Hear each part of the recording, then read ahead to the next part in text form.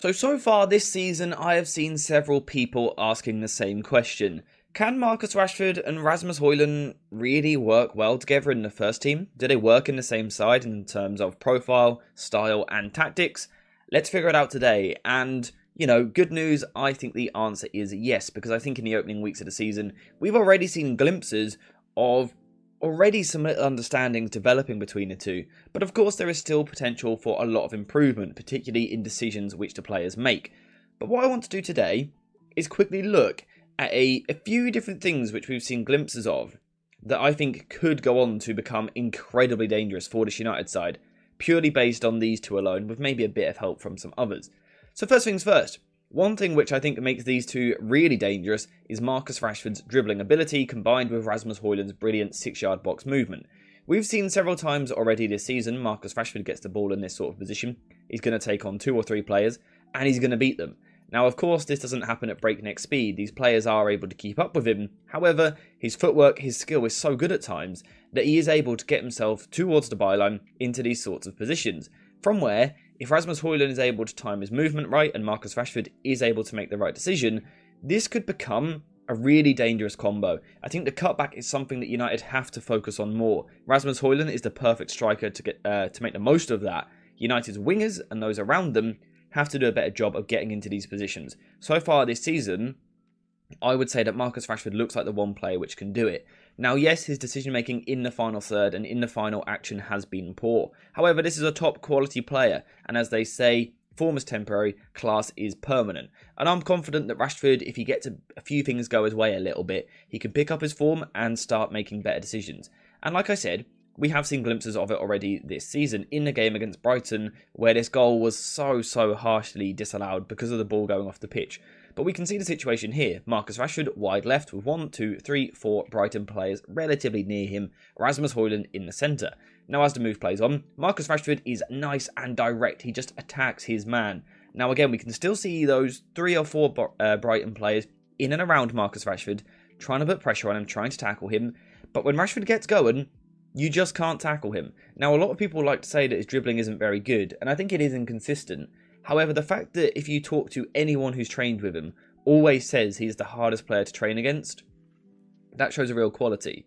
Anytime you see interviews with English players, for example, they always say one of the hardest people to defend against in training is Marcus Rashford because of his speed, his power, and his skill.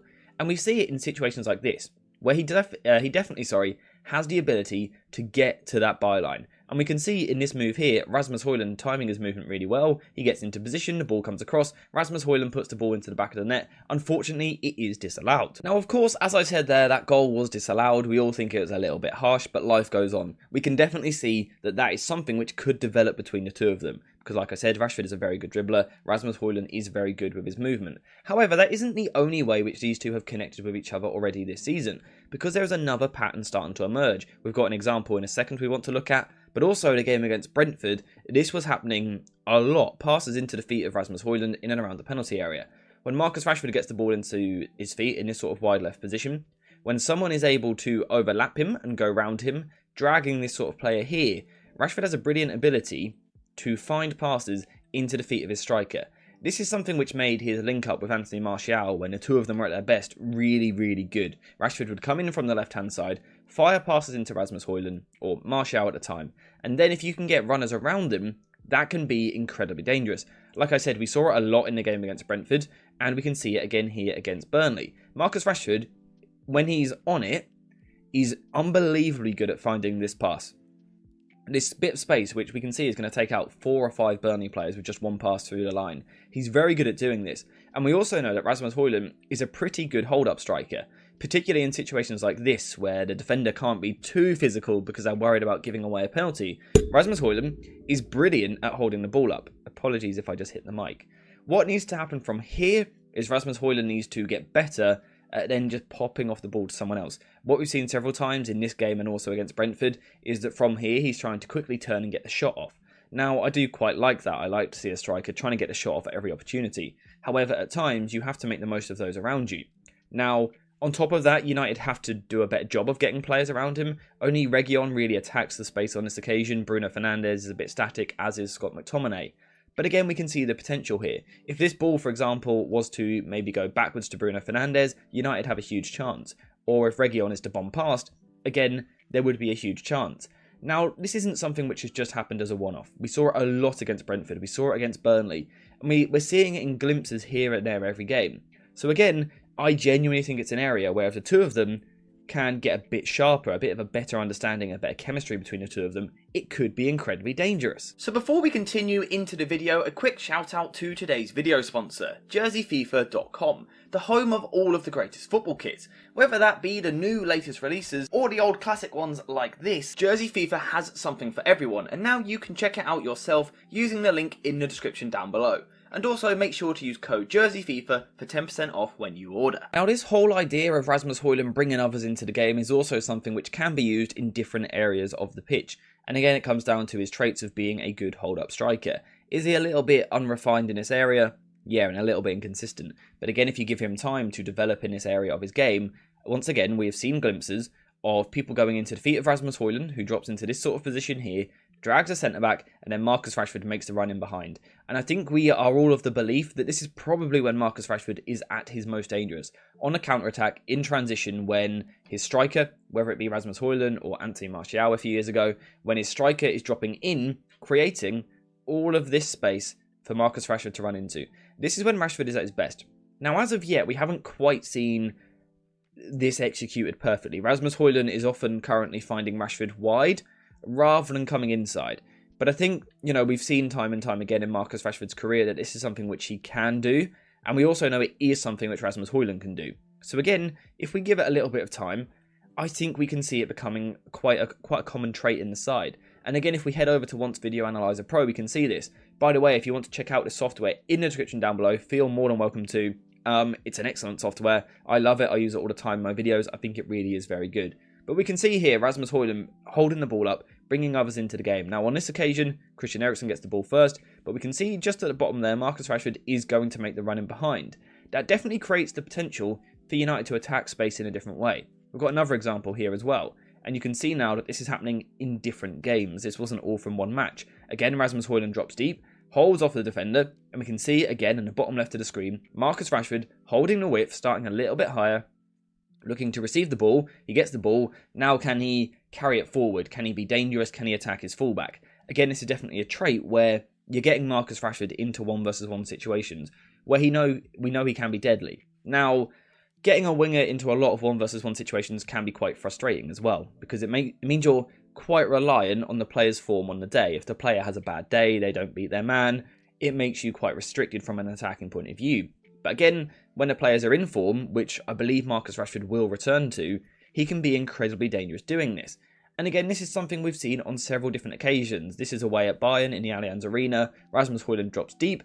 The defenders are worried about going touch tight to him because they know Marcus Rashford is going the other way, meaning Rashford can receive the pass with a little bit of space before then looking to attack his man. Again, as of yet, it hasn't quite connected and it hasn't quite worked, which is why people are questioning whether the two of them can work together. But if you look further than just a highlight reel, again, I think there's a lot of potential here. I do apologise, by the way, that my camera keeps kind of going pinky red. I'm not too sure why that is happening, but we are getting a new camera by the end of the week, so subscribe, notifications on, so you get to see that.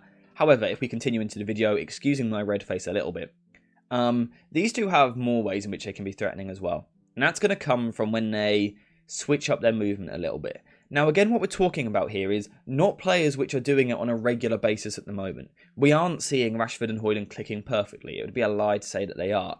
But what we're looking for is potential that moving forward these two can develop a connection. You're not going to get it in 1 week. It's quite rare that that happens. However, give it 3, 4, 5 months, you can see these two start to develop more of an understanding. And I think something they could do quite nicely is Rasmus Højlund moving out into left space, Marcus Rashford coming inside. Again, we know that Rashford loves to do this. We know that Rasmus Højlund can be a very powerful runner. There's a lot of potential for this to be ridiculously deadly on the counter-attack. So let's say Højlund's going to peel into this position. He kind of drags a centre-back. As Marcus Rashford then comes in, it causes confusion with defenders anytime you're seeing some sort of crisscross or crossover movement. Because if we just go back to it like this, if I'm the centre-back here on Højlund and the full-back on Rashford, as Højlund steps this way, and Marcus Rashford steps this way, it becomes confusing for defenders whether you're meant to pass the man on or whether you're meant to go touch tight, and it can create spaces.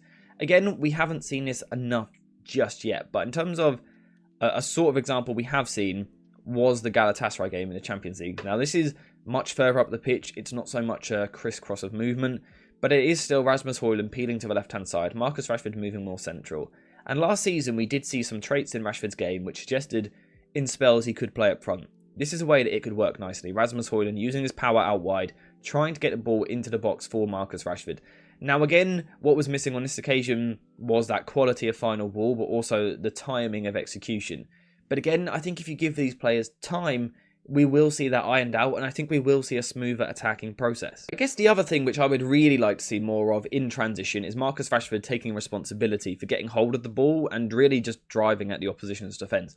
Getting into these areas, carrying the ball in here, and then in that final moment, as you draw the defender towards you, can you get that timing of pass to release someone like Rasmus Højlund into the penalty area, where we've seen already, he can be very, very deadly, but also very composed in 1-versus-1 situations.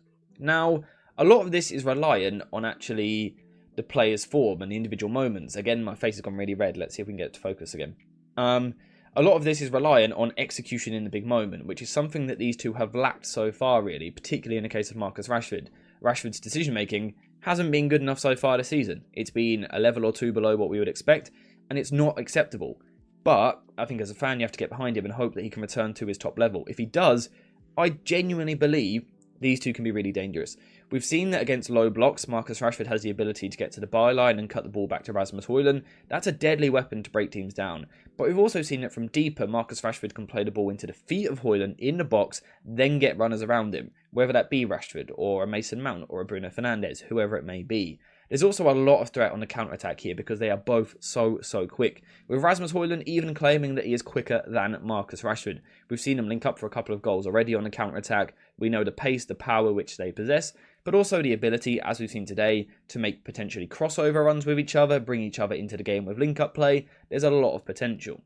Is this ever going to be the traditional winger-target man relationship? No. Marcus Rashford isn't a player to go on the outside on his left foot, swing across into the box and aim for a target man. That is not how Rashford plays. However, does this have the potential to be a deadly kind of centre-forward, inside-forward dynamic? Absolutely. I think it just needs a little bit of time. Now, in the meantime, it is going to be quite frustrating at times because we will see Rashford in 1-versus-1 situations failing the pass. We will see him making the wrong decision. It's going to happen. We'll see the same from Rasmus Højlund as well at times. The wrong decision or technical insecurity at times. We've got to expect that from both of them. But I think if we give them a bit of time, I think if the team around them can also perform better as well, Rashford can drastically improve his form, then these two could be very deadly. I wouldn't be too worried about what we've seen in the opening weeks in terms of the negatives, because I think if you look a bit deeper, as we've done today, you see the massive positives. But let me know what you think in the comments down below. Like I've said, this is all about potential. Ultimately, the two of them have to deliver, decision-making and execution has to improve. But if it does, they can be dangerous in my opinion. Do you agree? Do you think I'm maybe overhyping them a little bit? Do you think there's something missing from their game? And of course, the right winger comes into it as well. Let me know what you think though in the comments down below. And also subscribe to the channel. We're very close to 20k subscribers now. When we hit that, we will get channel membership logos for those of you which are a member. And also custom emoji packs for members as well as a brand new camera and also a new green screen background. So subscribe for all of that, notifications on, but apart from that, thank you guys for watching. I hope you have enjoyed it, and as always, I'll see you in the next one.